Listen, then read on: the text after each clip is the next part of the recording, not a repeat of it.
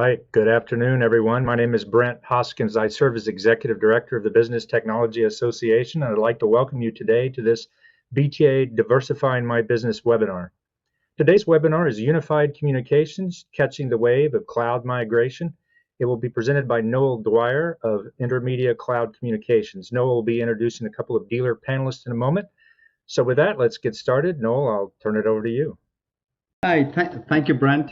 And as Brent said, my name is Noel Dwyer, and I'm responsible for building the brand recognition for Intermedia in the office equipment dealer channel. So again, thank you all for joining the webinar, Unified Communications, Catching the Wave of Cloud Migration. As many of you are office equipment dealers, I think, and as you start to look at transitioning into managed IT, I think it's pretty clear that when you think about even your name, office equipment dealers, probably the most fundamental element of any office workspace is a phone system and the need to communicate. So what we're really positioning here is that rather than a diversification strategy, going with UCaaS and going with Intermedia is a natural evolution of your existing business portfolio. I'm delighted to be joined today by Danielle Wolowitz, who's Executive Vice President of Shore Business Systems in New Jersey, and also Damon Doremus, Chief Information Officer with JD Young in Oklahoma. And they'll be joining us in just a few moments. And both Danielle and Damon will discuss how their companies have embraced this exploding UCaaS market by adding unified communications to their portfolios. And they'll share their unique experiences in making this natural transition, resulting in net new monthly recurring revenue growth. I'll also share with you later on just how Intermedia's partner program eliminates the risk in entering into this new market and taking advantage of the significant revenue growth opportunity that we have here. So before we get to Danielle and Damon, let me just take a few moments to share some data points on this growing UCaaS market and the significant revenue growth opportunity that it provides. Great. So what is unified communications? Let's define that first. So it is a service, and it is a cloud-hosted service. It provides an intuitive and consistent user experience and interface. It enables improved productivity and collaboration in an increasingly mobile remote workforce, taking advantage of a hybrid work environment. And it allows for users to utilize multiple communications devices, irrespective of what you want to use, whether it's your desk phone, your mobile phone, your computers, or your browser. So this really takes advantage of two major marketing trends that we're seeing: the hybrid workspace, which is not going away, and the transition to the cloud. So, and it is a massive market opportunity. It's estimated that in 2023, or at this stage in 2023, it's a $79 billion market. And it's really unpenetrated. If you look at, there's about 450 million on-prem business telephony users globally. And only a fraction of them, less than 20% or 25% of them have actually made that movement to the cloud. So there's a massive opportunity in a market where we know people are going to be making that transition very quickly. And as those people are looking to the cloud, it's not just moving your standard telephony, from on-prem to the cloud. They're actually looking at incorporating the other elements and functionality of a unified communication, and that's chat, video conferencing, like what we're using here, secure file sharing. So there's a net growth opportunity as well, because it's not just moving from, as I say, from on-prem phone to on-prem cloud. It's a bigger opportunity than that. And so, the difference, one of the differences, some of the difference between a traditional on-prem phone system and our Elevate cloud communications platform. On-prem phone systems, they cost more than you think. You move to the cloud, you can forget about having to buy hardware, phone lines, long distance charges, maintenance, and ongoing support costs. On-prem is a depreciating asset. With cloud communications, it only gets better because we can make changes as we come out with changes and improvement to the technology. It's made immediately available to your customer as an end user. The traditional voice system was built primarily for voice. Again, as I mentioned earlier, we allow for communication, whether it's voice, chat, video, SMS, and even we allow for secure file sharing. The office phone system isn't optimized for employees to be productive outside of the office. People tend to have to use multiple. They use desk phones in the office and then start using their mobile devices outside of the office. We connect employees at the office, whether they're in the office, the home, mobile, or wherever the work is being done in a very natural environment for them. It's not, the on-prem phone system is not designed for a greater customer experience. We will let your customers communicate with your business the way they want, and they'll get fast responses from their business. And again, it's almost impossible to provide latest technology on the on-prem phone systems. And because of the cloud support and the cloud environment, it's always getting the latest technology, such as artificial intelligence and AI and analytics. So with that, let me take a moment to introduce both Danielle and Damon. We're delighted to have them here. And before we get started, maybe Danielle, will have you go first, and then Damon, just give a quick introduction to your companies and to yourself and to your companies. Danielle? Sure. Thanks, Noel, and thank you for having us here today to talk about UCaaS with the BTA community.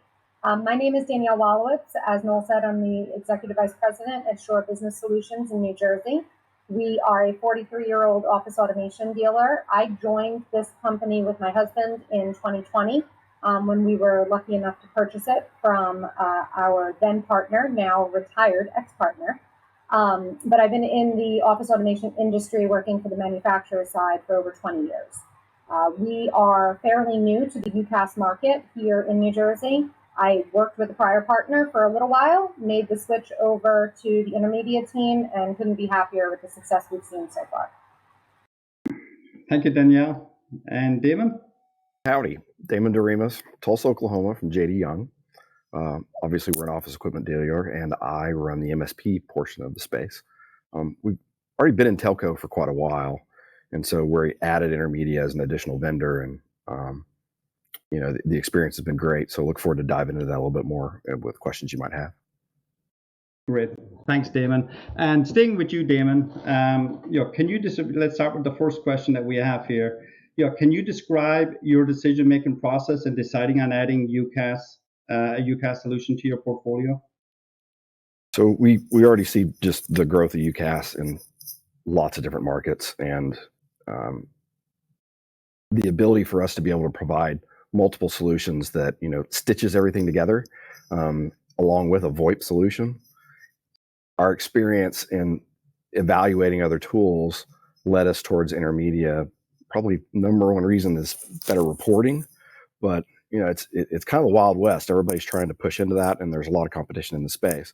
So we were looking for a vendor that we felt would have a solid support structure and would give us more analytics and more reporting on that side, because reselling telco, you frequently don't have, as the reseller, you frequently don't have the analytics or the reporting that you need in order to be able to really dive down into problems with your client. Thanks, Damon.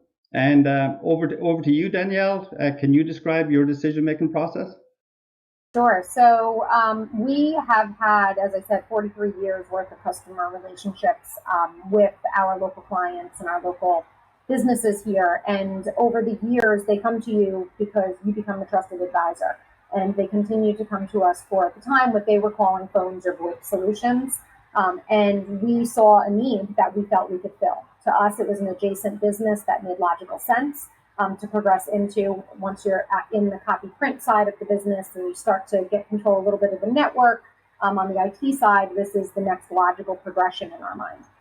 So when we were searching for a partner, similar to what Damon said, I wanted someone that was going to be able to provide the detailed content to us as a reseller, but also work with us in the style that we support our customers. So we searched through several different companies. We made one misstep prior to joining with the Intermedia team that, in hindsight, I think we learned a lot from it. And then we came to our senses and were able to find a great partnership with the team over at Intermedia. So it took a little longer probably than we originally intended to get on the right path, but we're confident now we're moving in that right direction to support our customers. Well, and we really enjoyed working with you in that process as well, Danielle. And actually, we learned a lot as well as at Intermedia in going through this with a partner, and not just with Shure, but also with JD Young as well. Staying with you, Danielle, can you describe on how you decided on Intermedia? And I think you touched on it just a little bit there, and what your experiences have been. We say warts and all, so let's be candid with the folks out there, because people want to learn. There's a learning process here for everybody. And in taking the solution to the market, what was the onboarding process like, and how did you get your sales team excited?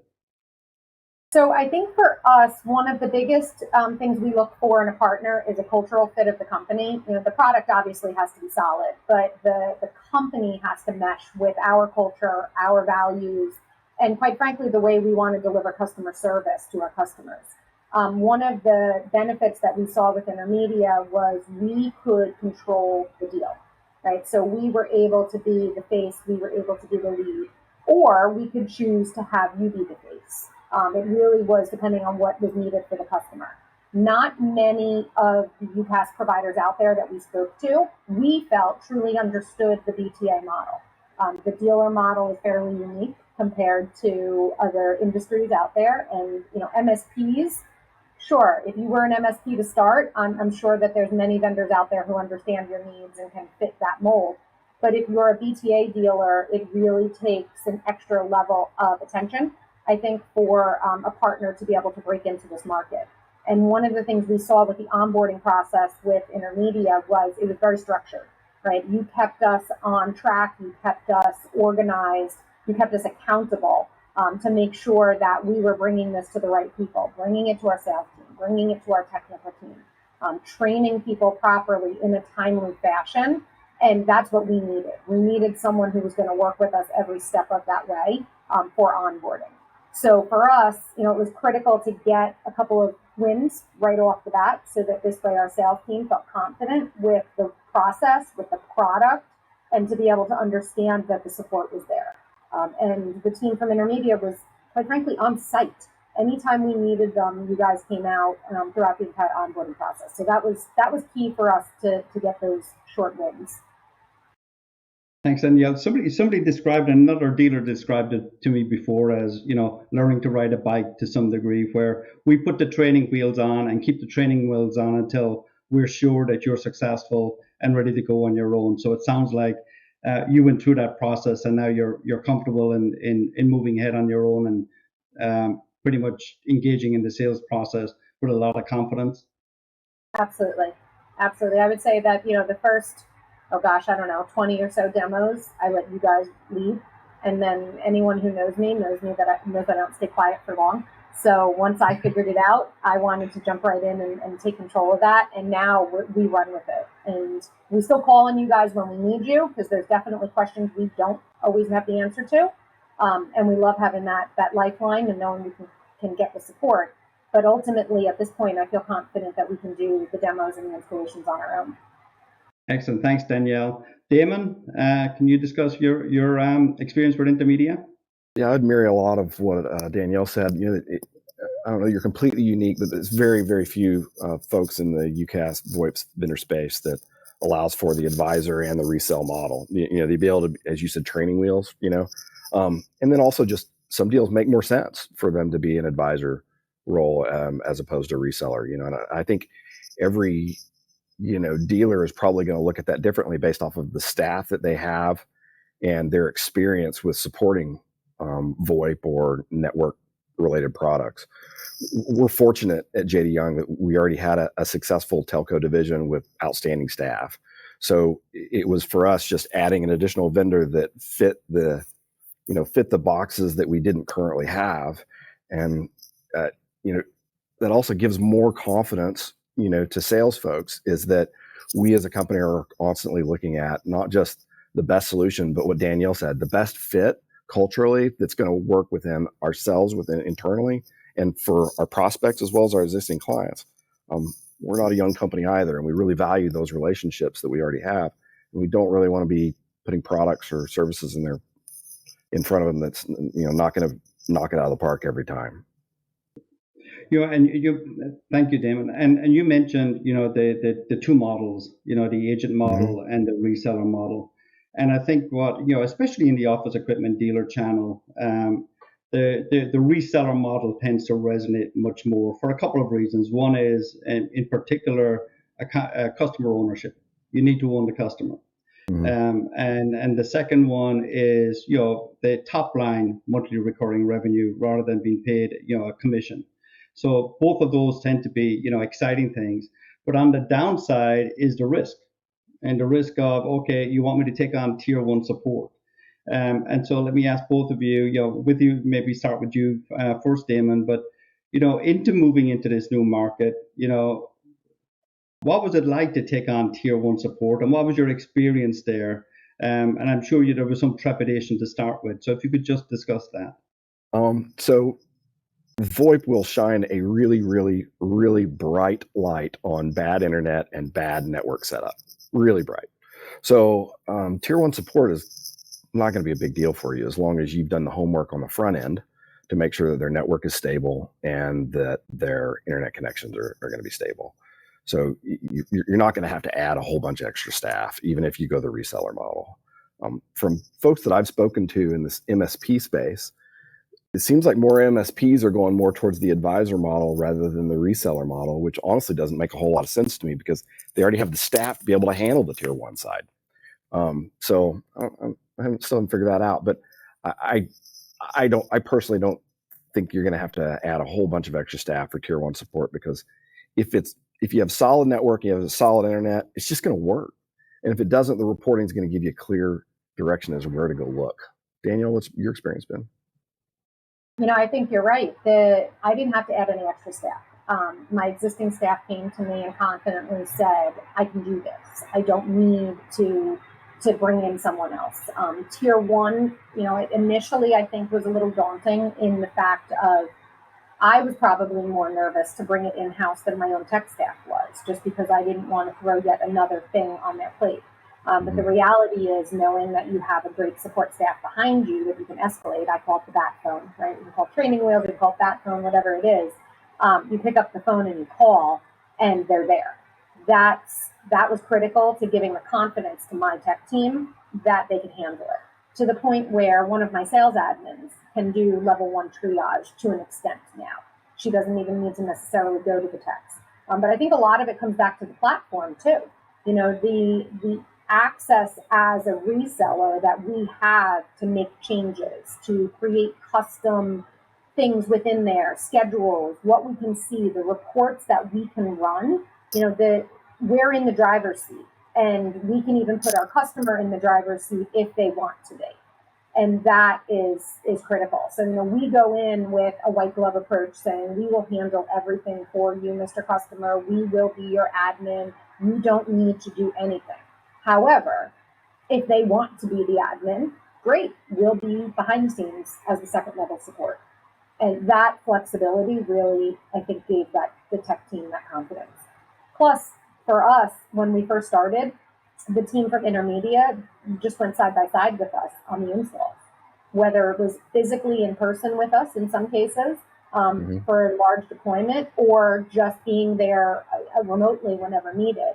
That gave them the confidence too, that they weren't on their own. Thanks, Danielle, and thanks, Damon.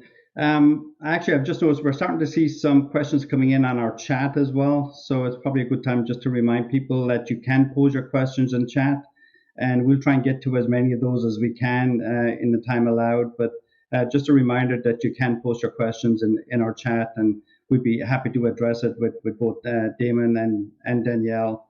And also any questions from an Intermedia specific point of view, I'd be happy to address. Staying with Danielle, how have you been able to integrate intermedia into your sales organization? How do you motivate your salespeople to take on this new technology? And probably more importantly, is there any particular way that you compensate them and fit that within your normal compensation structure?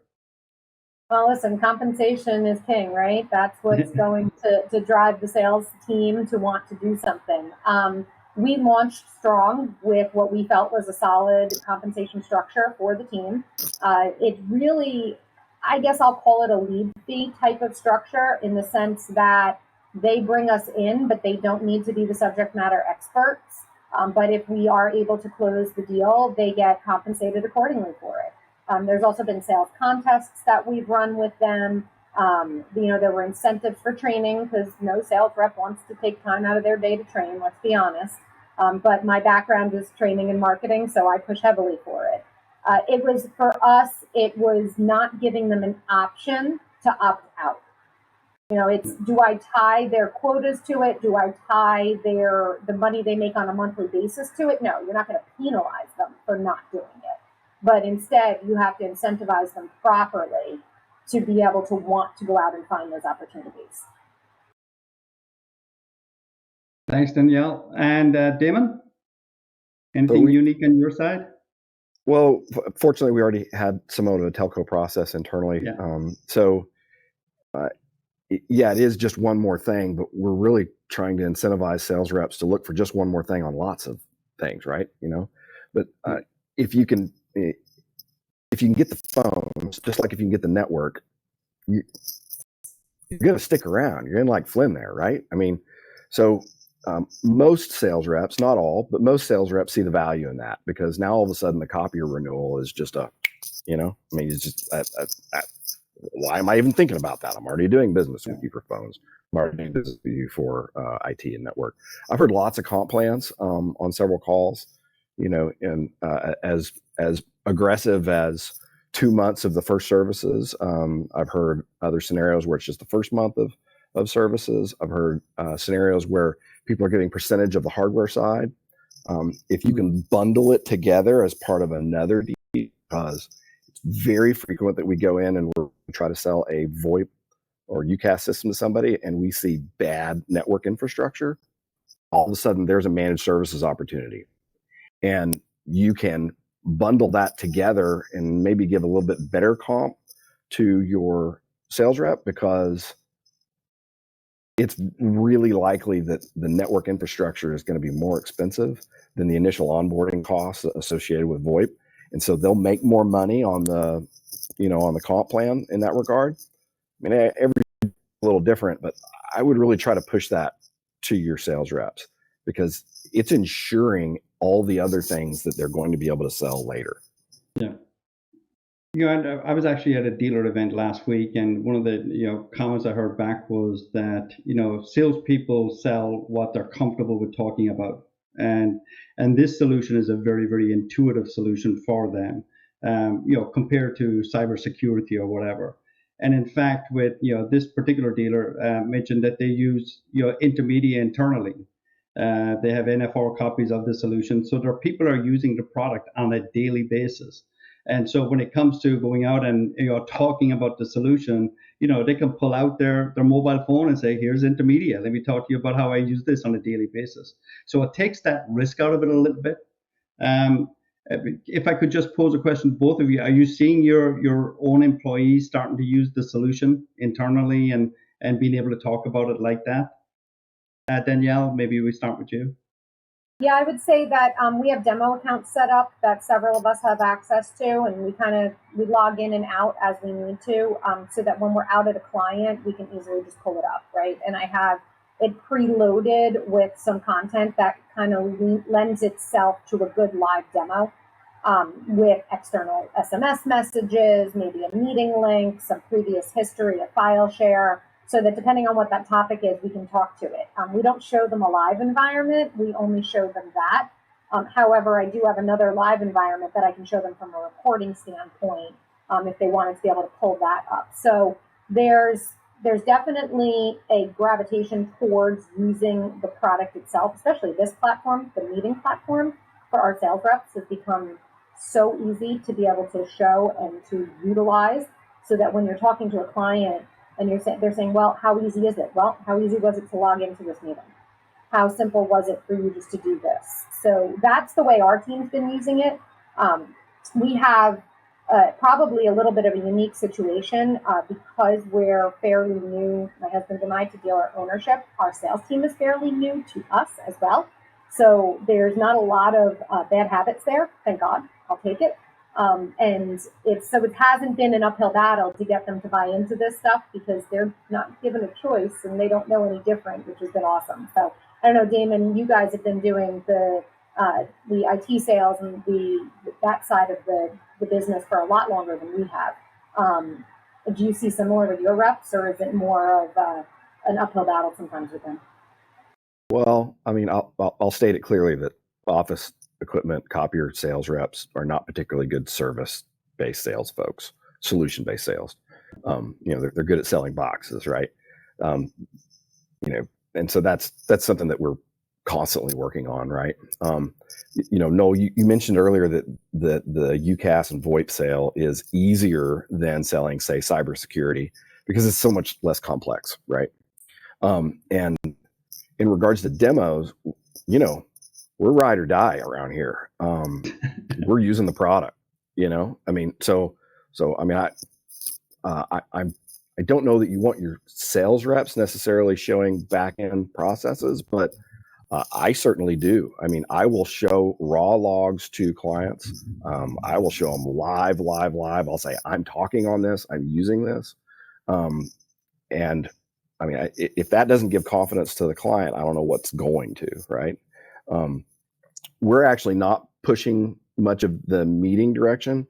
And that's really probably more because we come from more of an IT side and we're already supporting them, in a Teams environment or we're, some other product, right? And so I tend to try not to throw up on them in that regard. I say, okay, well, we can also do XXX, right? But so we're pushing more towards the VoIP structure. But no, I think live demos is the way to go. Warts and all, as you said, Noel. I mean, technology is not perfect. If it was perfect, I wouldn't have a job. So I'm fine with stuff breaking as long as we can explain it and we can show the client that, hey, it's not going to be perfect. VoIP certainly isn't perfect. I mentioned that shines a really, really bright light on bad internet. Before this call, we were all like, wait, the camera's not working. Oh, my mic. I mean, it's just the reality of it, right? But if we can show them that we know how to fix it, or that we can identify what is wrong so that we can fix it later, then most folks are like, okay, that's good. It's good. We got quite a number of partners on the call today, and that I'm sure, and they're on the call because I'm sure they're very interested in adding UCaaS or the potential of adding a UCaaS solution to their portfolio. What advice, maybe starting with you, Damon, what advice would you give to them? And lessons learned from you, but you've gone through this, and I'm sure, like everything else in life, I'm sure it wasn't all plain sailing, but there's some lessons learned here. And if you were to do it again, as it were, what would you do, and what suggestions would you give to a new dealer coming on board? I think you got to answer the culture question that Danielle mentioned earlier. I think you got to look at your internal org and go, all right, well, what's important for us? If you already have an existing telco group that's real comfortable selling on-prem and you're making good money at that, fine, keep doing that. It's going to die though. At some point, you're going to get overtaken by VoIP. So I would suggest go ahead and start making that research process now. Talk to other partners that are using other vendors. Don't just look at the ad slicks, right? Ring up Damon, ring up Danielle, go to BTA, go to BBCA, go wherever, and talk to everybody about their experience of what's worked and what hasn't. I can't stress enough the importance of doing the homework in advance of not just your client's network, but your own network that it's going to support a VoIP setup. If it doesn't work, it'll shine bad. So do as much testing as you possibly can in advance, both on your own internal stuff before you start trying to sell it to somebody else. And Danielle? Yeah, Damon, I couldn't agree more. I mean, just seeing the product or just reading the marketing material for any one of the vendors, right? That's not doing your due diligence. And I think that one of the critical pieces for us, and one of the pieces of advice I give every one of us as a dealer knows someone else in our industry that's selling this product, right? So call them. I did that. You know, I had spoken not only with Noel but with some of the other account reps over at Intermedia when we were making our decision, and I said to them, okay, who are some dealers that I may know already that I can talk to, right? People that I knew I trusted. And they gave me a couple of names, and I dialed them all up. And I said, what are you doing? Tell me the good, the bad, the ugly. What is it that I need to know? What am I getting myself into here? And that was the best piece of advice I could have gotten from any of those dealers was, try it yourself, figure it out, jump right in. Don't just tread lightly. You really got to dive into this one, because you have to show, and I think this is true in any product we bring on, right? But we have to show the confidence in it to our team, because if we're not confident in the connection and the partnership and the product, then it makes the team hesitate. And the last thing you want is a sales rep or a technician that's being timid going out to a customer and saying, well, I'm not really sure. This is kind of new. We've got to figure this out. They have to go out there saying, this is the best damn thing we've ever seen, and that's why you need it. And if they don't have that confidence in the product, that comes from the top, right? The management at the dealership has to be 100% on board if you want to be successful at this. And I think if you talk to any one of the successful dealers in the UCaaS market, that's really where they would say that they saw that light bulb go on for their team, was when they bought into it. And to that point, Danielle, we have a tool that it seems to be very, very popular out there, especially as we're going in that initial engagement with the customer, and that's our VoIP Scout, which is effectively our network testing tool to test to determine if the customer's network is capable of being able to support this. Because the last thing you'd want is product to be installed and then through no fault of the product itself or the functionality of the product itself, but that the customer's own network has some challenges. So we've seen a lot of interest and a lot of satisfaction from dealers that have been able to take that tool and uncover issues before they even come up, or potential issues before they come up. Either you or Damon, have you used that tool to any degree, or has your company used that tool to any great degree? Absolutely. I suggest you do it before every sale. Yeah, the only thing I would preface there is that, like Damon, you were saying earlier, if you already own the network from the IT side, you know what you're in for, right? In a lot of cases. Oh, so, yeah. If we already own it and we're already providing managed IT for it, then we already know everything, right? I mean, we have our access to the router. We already know the type of router setup. We already know the switches. We know SIP ALG's turned off. We already know all those things. Yep. But if you're going in cold, I wouldn't sell it without doing that test in advance. Oh, absolutely agree. Absolutely agree. If you're going in blind to an account you've never been in before, you have to live or die by that. But if it's somebody that you're already involved with in other areas and you're confident you know their environment, if you've got them on the IT side, it should be a no-brainer.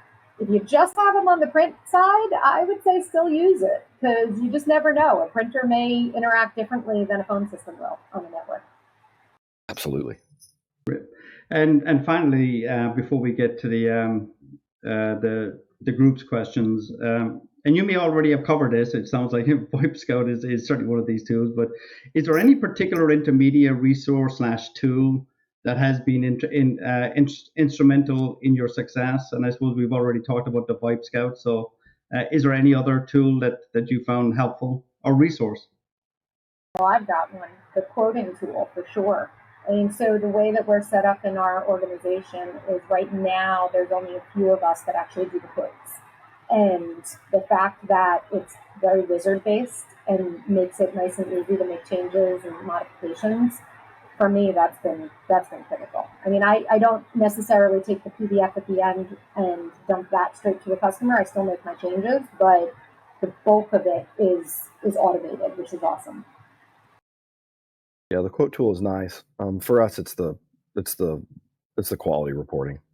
To be able to log into our account or the client's account and be able to see where the network problem fell down.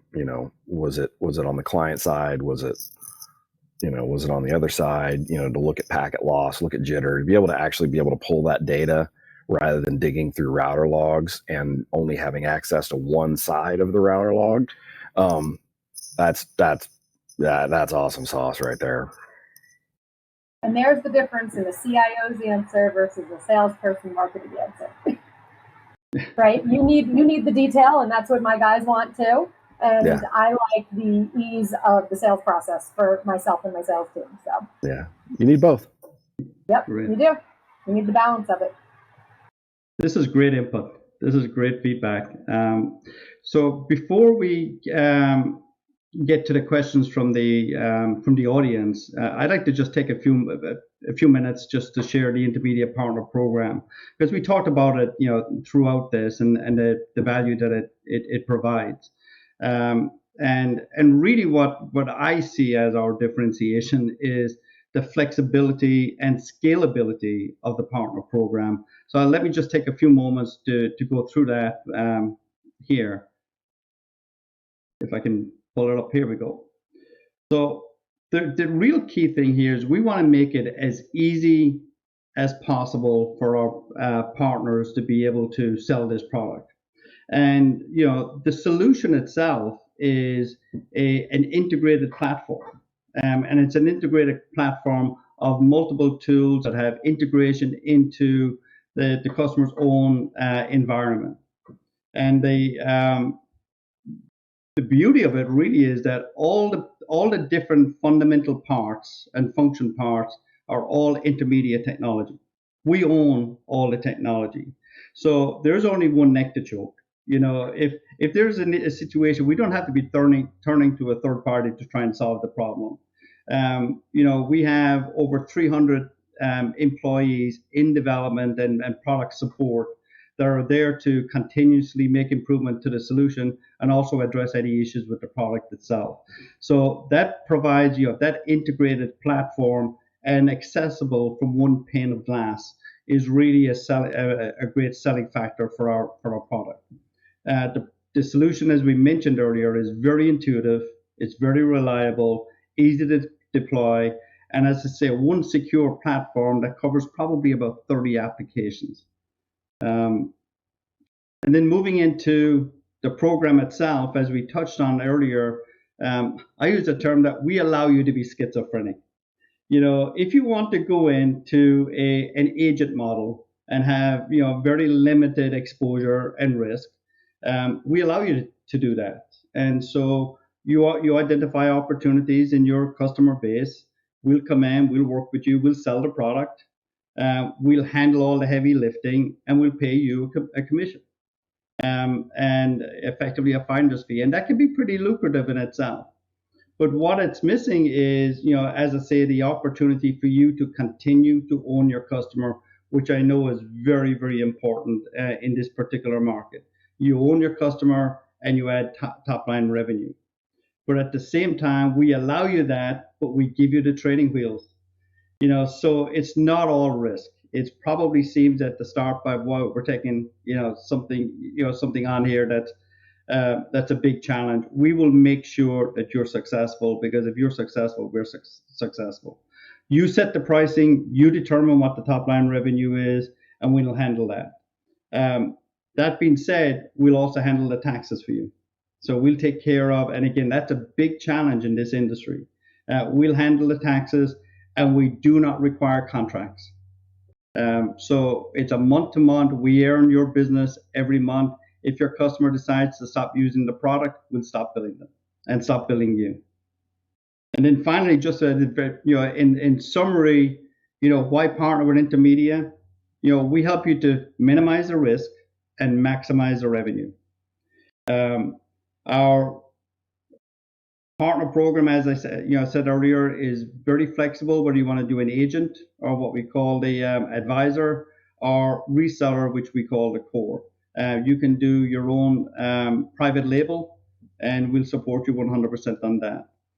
Pre-certification, training, demo. We didn't cover this with as we're talking with Danielle and Damon, but I personally feel that our partner portal provides a lot of assets to you, in particular on the marketing side. We have marketing assets that allows you to go out and promote and develop customer opportunities. Email campaigns that we've created for you. We'll actually have marketing people working directly with you, helping you to put together a marketing plan in addition to a sales plan.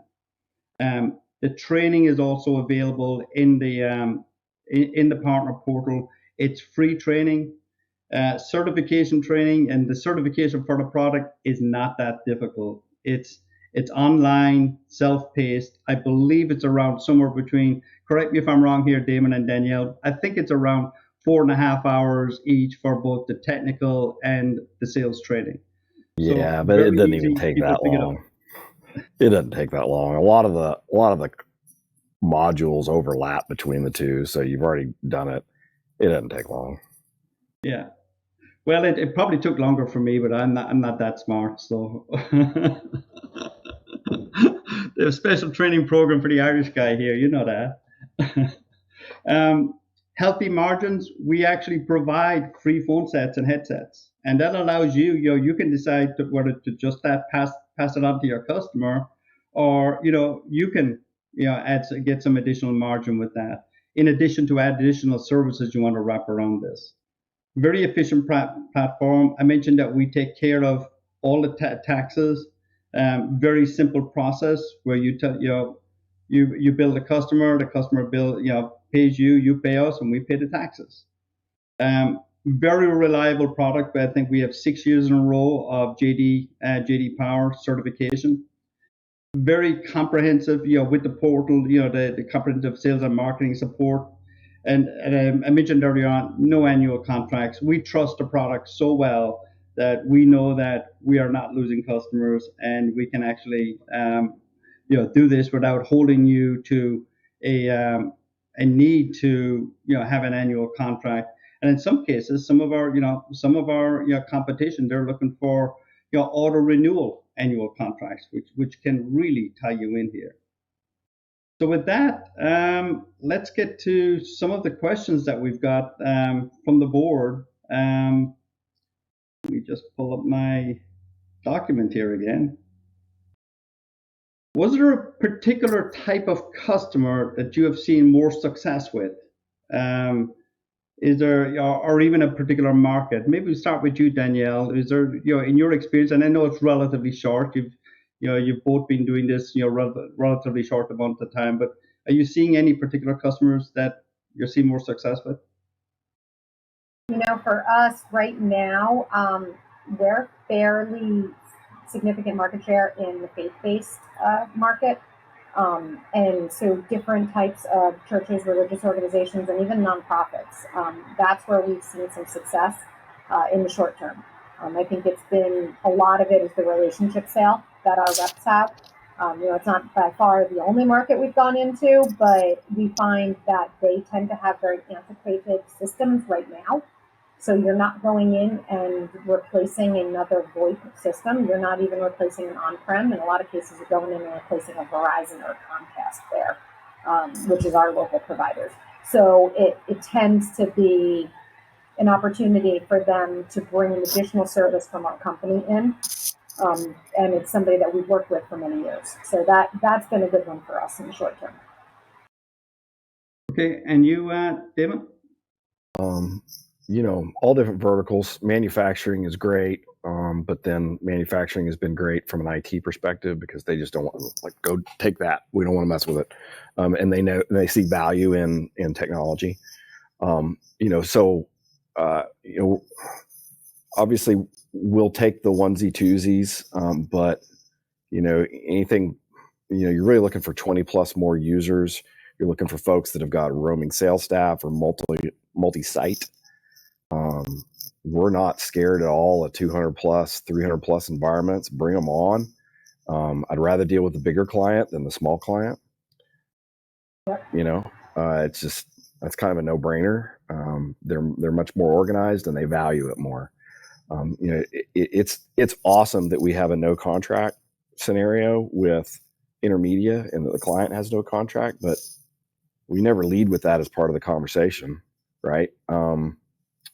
If it ends up that we can't get along or something goes south, well, we don't want to hold somebody to a bad relationship, but we want the opportunity to fix it. So when you're looking for clients, you're not looking for clients that are going to jump ship back and forth. And I mean, it's a painful process, porting numbers and setting things back up again, right? So you're going to want to look for folks that are going to, pay on time and be with you and buy more products and services other than just phones or just copiers. Thanks, Damon. I think I touched on this question earlier, but can I start as an advisor and then progress to core level as I become more competent with the solution? And I've actually heard that myself in talking to some dealers, and effectively, I think I mentioned earlier, we can allow you to be schizophrenic here. You can be, you can start with an advisor type model and move to a reseller, but also you may have some particular customers that that will probably, for example, require 24/7 support. That may be better for you to support in an agent type model, and we will support you with that. Damon and Danielle, maybe starting with Danielle, do you have any input on the side of, are you sticking with just reseller, or do you see yourself in a situation where you'll be using both models? So right now we're just reseller, but that's, I think, the nature of the clients that we're in. The minute that I'm in an opportunity for a 24/7, I'm flipping that right to you. I absolutely am to the advisor side, because as a dealership, I don't have a 24/7 help desk, right? And I'm not prepared at this point in time to do that. So that's what I like in that flexibility. Everything we do is reseller. I have a unique scenario with our existing customers. We disclose that it's intermedia. With net new prospects that are not within the Shore family, I go at it as our voice product, and I don't necessarily have to lead with the fact that it's an intermediate product. So we're definitely fitting that schizophrenia bucket, because depending on who we're talking to determines our talk track. We don't hide it, but how quickly do we disclose who it is? It will be determined by the customer's engagement. Thanks, Danielle. Another question from the audience here. Does the entire Salesforce sell intermedia, or is it a separate Salesforce within your organization? Damon, you want to take that? So we do have some dedicated folks that sell telco specifically. We would hope that our sales reps would sell everything. It doesn't always work out that way. And in the scenario that they're not comfortable selling VoIP products or IT or whatever else, it's probably similar to what Danielle referenced earlier, as it's sort of like they toss it over to a SME or somebody that has more confidence in that product or service, and then they might split the commission, or they might it might just go to their total comp plan. I mean, I think different folks vary in that regard. We're starting with advisor. We have some accounting processes that we need to fix and before we can do 100% reseller, but there are absolutely clients that it's going to fit really well to be the advisor. The 24/7 is the obvious thing. Yeah. I mean, it's obvious. Danielle, did you have? I think that for us, it's every sales rep has access to it. They have to bring in the SME, as Damon said, right? They have to bring in someone from my team in order to really progress that sale. They own it up until the point, quite frankly, of paperwork signed, and then from that point forward, once it's implemented, it comes over to my team for ongoing management. But right now, it's working well in that scenario.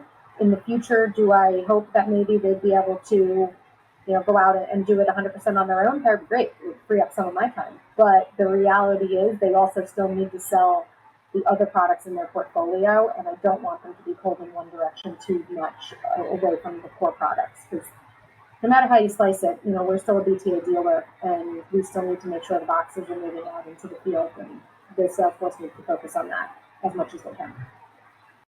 Thanks. By the way, Danielle, Brian Peltier, says hello. He's an old Missouri friend, apparently. So he is. I saw his name pop up, so good to see you, Brian. Yeah, and actually, Brian has a question here. How are you handling Teams integration? If you've come across that, with phones? Are you providing the professional services for the required Teams admin components, or do you outsource, or has that come up yet? I outsource that piece of it, but it's come up in one instance, and probably the only client in the world that uses Teams to the level that I've never seen something like this before, and they are just not happy with any phone system that they have because they don't feel that it operates with Teams the way they wanted it to. So we're actually still in the sales process with them, but I've already made it very clear to them they don't want us supporting them. So that actually will be an advisor sale if we are fortunate enough to get that deal. And then we'll be working with a third party to do that Teams integration, because this client's very particular about how they use Teams. And if they use it that in depth, you got to make sure it's right. Thanks, Danielle. Damon, how do you handle Teams? Yeah, we've done the Teams integration with other VoIP vendors, as well as we've tested it with Intermedia. We sell Teams phones to clients that want to do total Teams setup, and they're going to run the Teams, phone setup, PBX. I know the documentation says it works, Noel, and it's in the ad slip. I'm going to tell you, as a partner, you should stay away from that.